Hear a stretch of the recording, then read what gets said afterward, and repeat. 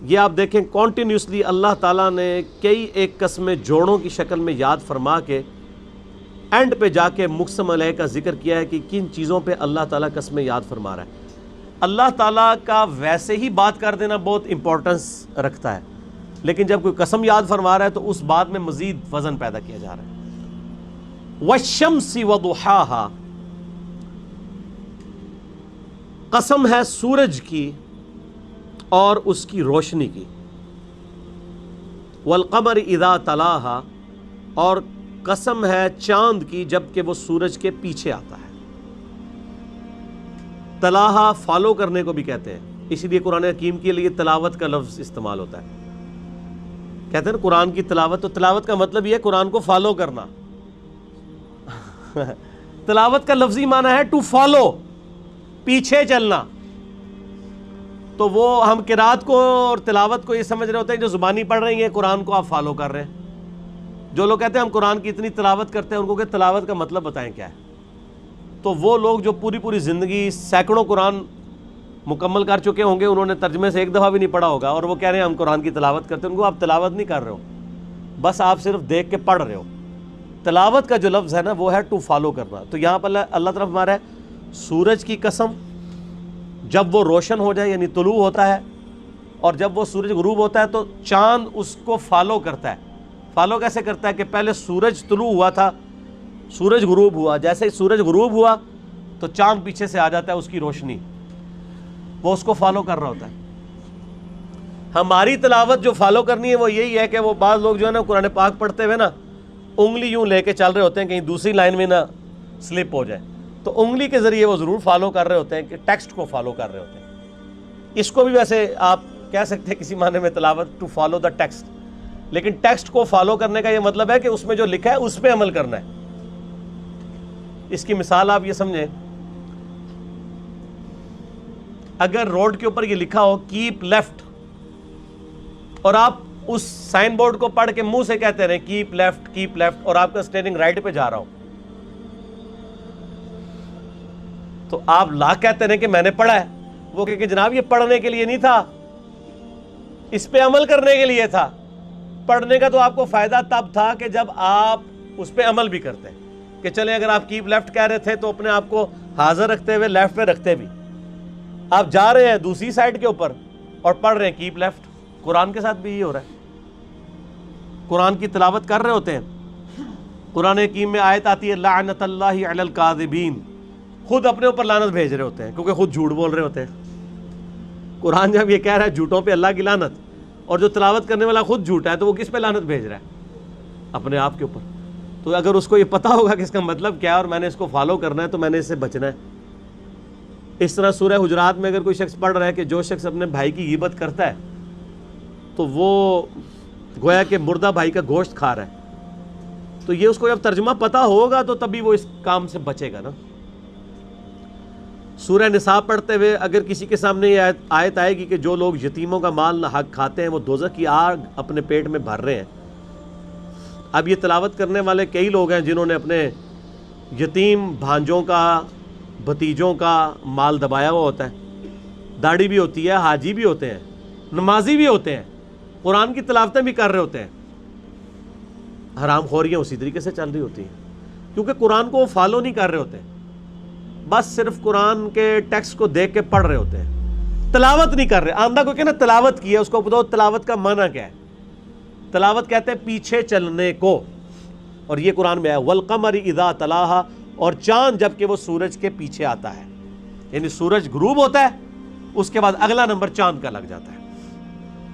والنہار اذا جلاہا، اور قسم ہے دن کی جب وہ آفتاب کو روشن کر دیتی ہے۔ ویسے تو سورج کی وجہ سے روشن ہوتا ہے دن، لیکن چونکہ آپ کو پتا ہے قرآن پاک لٹریچر کی بک ہے، تو لٹریچر میں اس طرح کی باتیں کی جاتی ہیں۔ ایون میں نے آپ کو کئی بار بتایا کہ سورج تو غروب ہوتا ہی نہیں ہے، لیکن آپ سن سیٹ یا سن رائز لکھیں تو آپ کو گوگل میں بھی سن سیٹ اور سن رائز کا ٹائمنگ ملے گی ود رسپیکٹ ٹو زمین۔ تو ریلیٹیولی گفتگو کی جاتی ہے لٹریچر کی زبان۔ واللیل اذا یغشاہا، اور اس کی وجہ یہی تھی کہ اگلی آیت میں اللہ تعالیٰ نے جو مثال بیان کی ہے نا اس کے ساتھ اس کو میچ کرنے کے لیے اور رات کی جب وہ اسے چھپا لیتی ہے.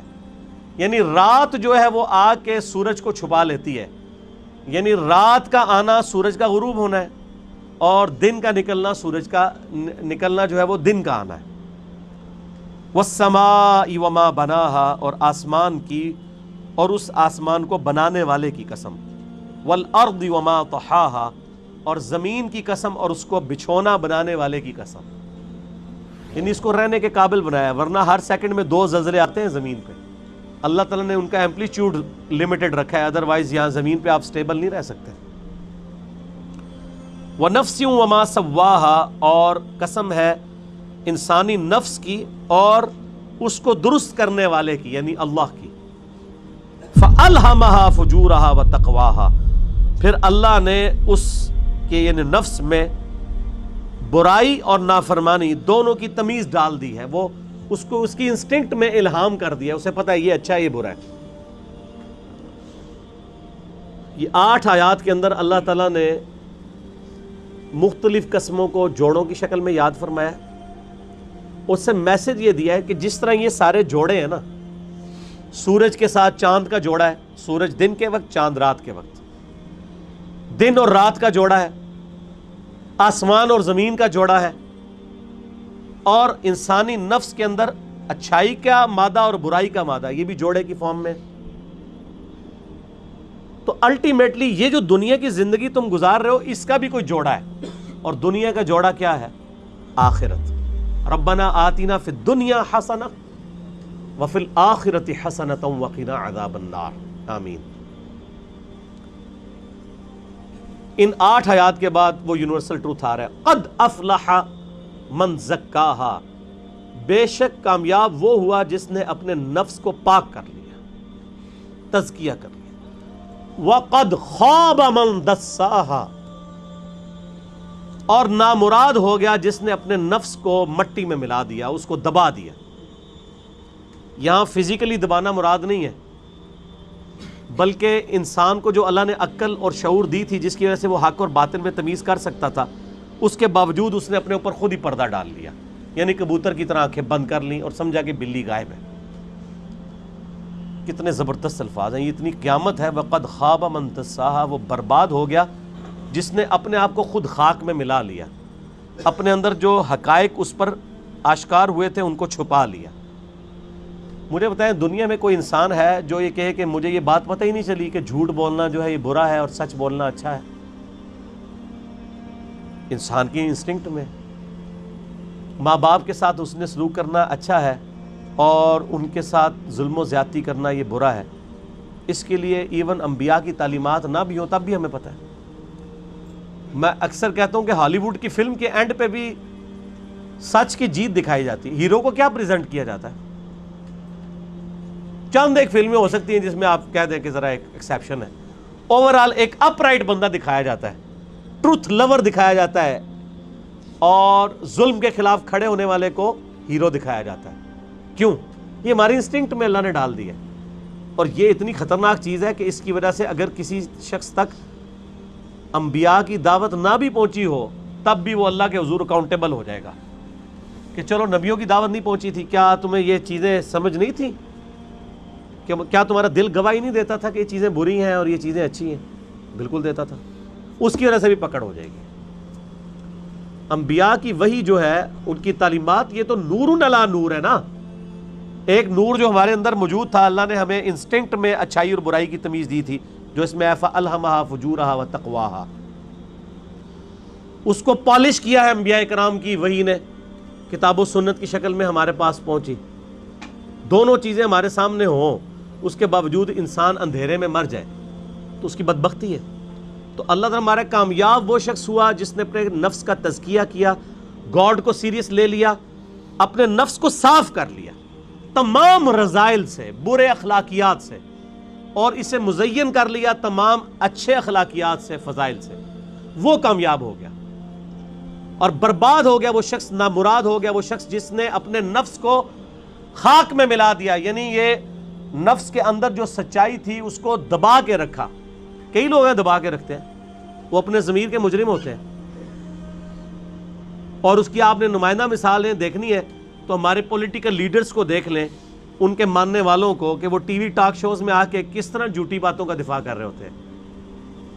ان کا اندر ان کو گواہی دے رہا ہوتا ہے کہ ہم غلط کر رہے ہیں، لیکن وہ یہ سمجھ رہے ہوتے ہیں کہ ہماری ڈیوٹی یہی ہے کہ ہم نے، ہمارے جو بڑے لیڈر نے فرما دیا سو فرما دیا، اب ہم نے اس کا دفاع کرنا ہے۔ تو وہ اپنے اندر جو سچائی ہے اس کو دبا رہے ہوتے ہیں، اور اس کی وجہ سے ایک مجرمانہ زندگی گزارتے ہیں۔ کذبت ثمود بطغواہا، یہ تو ایک انڈیویجول کا ذکر ہوا تھا، اب ایز اے قوم بھی کسی کے اندر ایسی برائی ہو سکتی ہے کہ وہ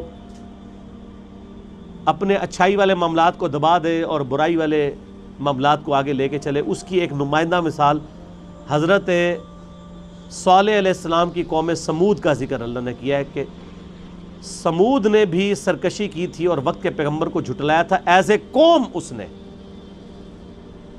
قوم سمود نے جو اتنی بڑی سچائی ان کے سامنے ہی جھٹلا دی، وہ کیا تھی سچائی؟ قرآن حکیم میں ذکر ہے، انہوں نے اپنے منہ سے بول کے کہا تھا کہ اے صالح علیہ السلام، اگر یہ سامنے جو پہاڑ ہے اس میں سے ایک اونٹنی نکل آئے ہم آپ پہ ایمان لے آئیں گے۔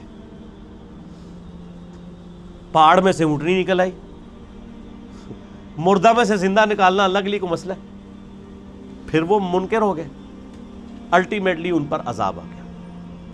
اذ انبعث اشقاها، جب ان میں سب سے بڑا شکی کھڑا ہوا، فقال لهم رسول اللہ ناقۃ اللہ وسقیاها، تو وقت کے پیغمبر صالح علیہ السلام نے ان سے کہا اللہ سے ڈرو، یہ اللہ کی اونٹنی ہے، اس کی پانی کی باری مقرر ہے۔ ایک دن باری مقرر تھی، اونٹنی نے اس چشمے سے پانی پینا ہوتا تھا، اور دوسرے دن قوم پانی بھرتی تھی۔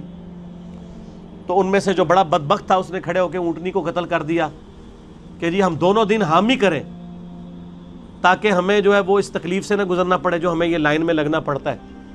تو اب وہ چونکہ اللہ کی اونٹنی تھی، اس کی وجہ سے پھر اللہ تعالیٰ نے ان پہ عذاب بھیج دیا۔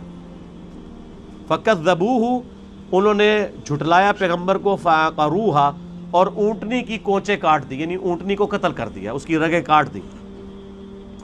فَدَمْدَمَ عَلَيْهِمْ رَبُّهُمْ بِذَنبِهِمْ، تو تمہارے رب نے ان کو تباہ و برباد کر کے رکھ دیا ان کے گناہ کے سبب۔ فَسَوَّاهَا، اور سب کو خاک میں ملا دیا۔ اللہ کا عذاب پھر ان کے اوپر آیا اور اللہ نے ان کو تباہ و برباد کر دیا۔ اور اس کے بعد کہ اللہ تعالیٰ فرما رہا ہے وَلَا يَخَافُ عُقْبَاهَا، اور ہمیں کوئی خوف نہیں ہے جو کچھ ہم نے ان کے ساتھ کیا، ہمیں اس بات پہ کوئی خوف نہیں ہے، ہم نے پیدا کیا تھا، ہم نے ان کو برباد کر دیا، ہمیں کسی کا ڈر نہیں ہے کہ ہم سے آ کے کوئی بدلہ لے سکتا ہے۔ وَلَا يَخَافُ عُقْبَاهَا، ان کو تباہ کرنے کا ہمیں کوئی خوف نہیں ہے۔ دنیا میں تو کوئی کسی کے ساتھ کوئی معاملہ کر دے اسے ڈر لگا رہتا ہے اس کے پچھلے بدلہ لیں گے۔ اللہ فرماتا ہے کہ جس کو ہم تباہ و برباد کر دیں ہم پہ کسی کا خوف نہیں ہے، ہم نے جس کے ساتھ جو کرنا ہے وہ کر دیا، ہم سے کوئی بدلہ نہیں لے سکتا۔ اللہم اجرنا من النار، اللہم اجرنا من النار۔ اسی کانٹیکسٹ میں ایک حدیث بھی ہے المستدرک للحاکم میں صحیح سند کے ساتھ، سنن نسائی الکبریٰ میں بھی صحیح سند کے ساتھ، میں نے اپنے کربلا والے ریسرچ پیپر میں بھی وہ حدیث ڈالی ہے۔ اللہ کے محبوب صلی اللہ علیہ وآلہ وسلم نے فرمایا سیدنا علی سے، اے علی تیری مثال میری امت میں قوم صالح کی اونٹنی کی سی ہے، جس طرح قوم صالح کی اونٹنی کو قتل کیا تھا ایک بدبخت نے۔ آپ علیہ السلام نے فرمایا کہ انسانی تاریخ میں دو بڑے بدبخت ہیں، پہلا وہ تھا جس نے صالح علیہ السلام کی اونٹنی کو قتل کیا، اس کی وجہ سے اللہ کا عذاب آ گیا، اور میری امت میں اس لیول کا بدبخت وہ ہوگا جو اے علی تمہیں قتل کرے گا اور تمہارے سر کے خون سے تمہاری داڑھی کو رنگ دے گا۔ تو آپ اندازہ لگائیں کہ سیدنا علی کے قتل کو، ان کی شہادت کو نبی علیہ السلام نے تشبیہ دی ہے اللہ کی اونٹنی کو قتل کرنے کے مترادف۔ کیوں؟ جب قوم صالح نے اس اونٹنی کو قتل کیا تو اس کے بدلے اللہ کا عذاب آ گیا۔ اس امت نے جب سیدنا علی ابن ابی طالب کو قتل کیا تو اس امت پہ بھی اللہ کا عذاب آ گیا کہ اس کے بعد یہ امت کسی ایک امام پہ جمع نہیں ہو سکی، الا یہ کہ ایک امام محمد مہدی والا معاملہ قرب قیامت میں ہوگا، وہ بھی ایک معجزانہ ہوگا۔ اس میں کوئی امت کی ایفرٹ شامل نہیں ہے. تو آپ علیہ السلام نے فرمایا 2 بدبخت ہیں, ایک وہ جس نے قوم سمود کی اونٹنی کو قتل کیا, اور میری امت کا بدبخت وہ ہے جو سیدنا علی کو قتل کرے گا.